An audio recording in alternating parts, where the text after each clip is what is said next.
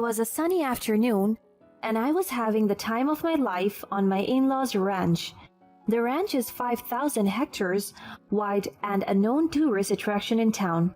It was my first time here, and my husband did not lie when he said that the view and scenery here are breathtaking. My husband's family comes from a very wealthy generation. It is very evident in their way of life, ancestral houses, and even in their traditions. Compared to where I came from, I am fortunate to be accepted into this prestigious and elite family, and to be loved by my husband is such a nice feeling. On top of that, I cannot wait to give the family another child, as I am already expecting a baby by the end of the year. Andrea, it is so lovely to see you here. Your presence is such a delight. A genuine smile formed as I heard my mother-in-law's compliments. She is radiant and lovely, especially when she knows I am pregnant. It's so lovely to see you as well, Mom. You look wonderful. She instructed the maids to assist me in a insulting way. Hey, can you do your job correctly and give Madame Andrea a comfy chair? Will you allow her to sit on a wooden couch? Can't you see that she's pregnant and carrying the heir of this family? Oh, I just hate being surrounded by idiots. I was taken aback by what she said, but the maids are already used to this treatment. Mom, it's okay. I'm okay. I'm fine. No need to bother. No, I insist. I only want what's best for you and my future grandson. I paused for a moment. Grandson? I'm still in my first trimester. It is impossible to know the gender of the baby this early. Does this mean that she's expecting a boy? Does she want a grandson? Afterwards, the maids came and prepared the cushioned couch beside me. They even bought a blanket, pillow, and portable air cooler. Thank you so much. I smiled at them, and the maids were shy at my gesture. Good. Go away now, go away. And make yourself useful in the kitchens. Cook her the very best lemon cake. She shooshed them away like a cat. I felt bad for them. They don't deserve that kind of treatment. I can firmly testify to their hard work and efforts in making things on the ranch much easier. So, how are you? Is the baby being good to you? My mother-in-law brought me back to reality as she asked me that question. Yes, Mom. The pregnancy has been so smooth and accessible in the meantime. She smiled and held my hand. I confess she is intimidating even though she's friendly and kind. That's great to hear. Please tell me anything, okay? I will give it to you because I want my grandson to feel loved even before birth. I gulped at what she said. Why is she trying to impose that I have a son? We are yet to determine the gender of the baby, Mom. Upon saying those words, I chuckled, not to sound rude at all. But I saw how she raised her eyebrows and I felt nervous instantly. She let go of my hand and leaned back in her seat. All the while, she was staring strictly at me. I am very confident that the baby is a boy. She smiled in a very intimidating way. I can feel my heart beating so fast. And no matter what, it must be a boy. Do you understand? Can you promise me that? Is she being serious? I am not some kind of a god to just magically and supernaturally decide for the baby's gender. It is beyond my control. I am the child's mother, but whatever happens, I will accept them despite their sex. I repeat, do you understand? Her tone changed with every word that she said. She leaned forward and grabbed my hand again. She squeezed it hard, and it made me slightly whimper in pain. A boy, all right? At that moment, I feel unsafe around her. I thought she was genuinely kind to me, but no. Behind all of it was someone evil. I nodded in response to her. She let go of my hand once again and smiled at me. The same smile she gave me earlier. Good. Now let's wait for the lemon cake. You will love it. She chuckled. What's wrong with her? The next day, my husband brought me to the stable. He was very excited to show me his horses. Come on, my love. I'll show you my horses. He guided me along the cubicles and introduced me to 3 horses. These are my horses. The white one was given to me by my father. The brown one is from my uncle, and the black one is my first ever horse. It's from my grandfather and used to be my dad's. This horse is an heirloom, being passed down to the eldest male of the generation. He is currently in his third generation with me, and I'm very excited to introduce him to the fourth generation with my son." He looked at me and my belly as he said the last line. He moved towards me and held my baby bump. "My love, I cannot wait to spend this lifetime with you and our son." "Here we go again." "Or daughter." He shook his head and kissed on my forehead. "No, love. I'm confident that we are going to have a baby boy." I just heaved a sigh and just let him be. Why are they insisting that my baby should be a boy? Is this a golden rule in this family? Later that day, I went to the kitchens and tried to help the maids. But they were all shocked by my gesture. "Madam, you don't have to help us. This is our job." I can sense the concern in her tone, as if touching cooking utensils is a sin for me. "It is fine. I am not used to sitting all day, and I want to help. I enjoy cooking a lot, so allow me." "But you are not allowed to be seen with us." Why?" "Because you are the wife of Sir Will. You are going to be the next lady of the ranch, and this is not your place. The kitchen is too low for you, madame." I frowned at what they said. Low? Who said that? Who labeled the kitchen as a lowly place? There is no such thing as low. The kitchen is the most essential part of the house. No one can stop me if I want to be there. I can feel the frustration in their eyes. "We appreciate your help, madam, but it would help if you went back to the living room. We have been here for years and are constantly reminded we are nothing but workers and lower than the whole lot of you."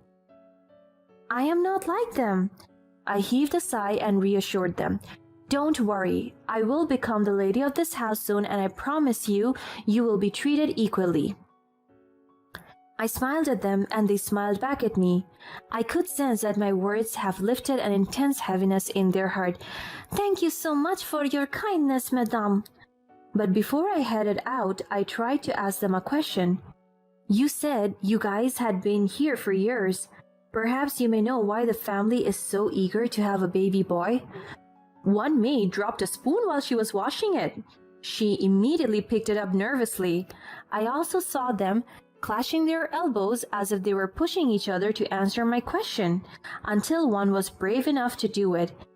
"The family will only pass their wealth to the eldest male descendant, and it is considered a bad omen for this family to have the eldest female." I gulped. I could feel my anxiety driving my system. What? Why is it considered a bad omen? "Sir Edward, Sir Will's father, and your father-in-law have an older sister, Madame Olivia. She is the eldest child, and the family's riches are supposed to be passed down to her. But because she is a girl, it was given to Sir Edward. And they said that the family business was slowly deteriorating ever since she was born, and it only became stable again when Sir Edward was born.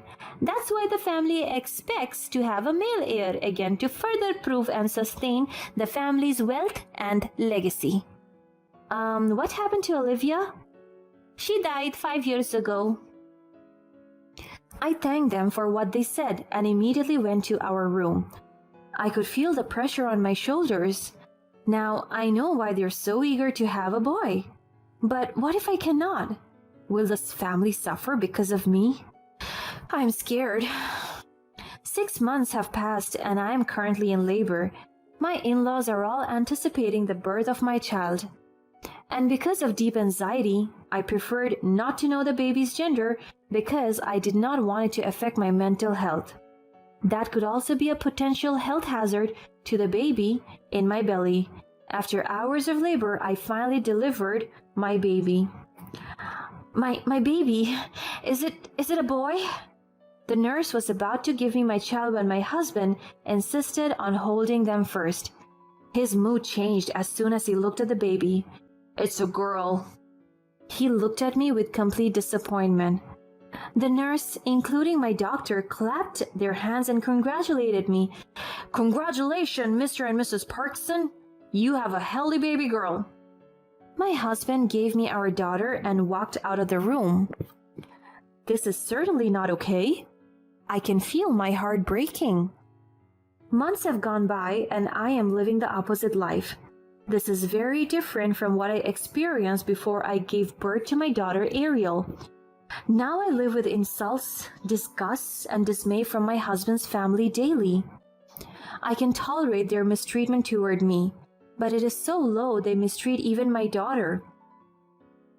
And it breaks my heart to see her grow up in this environment.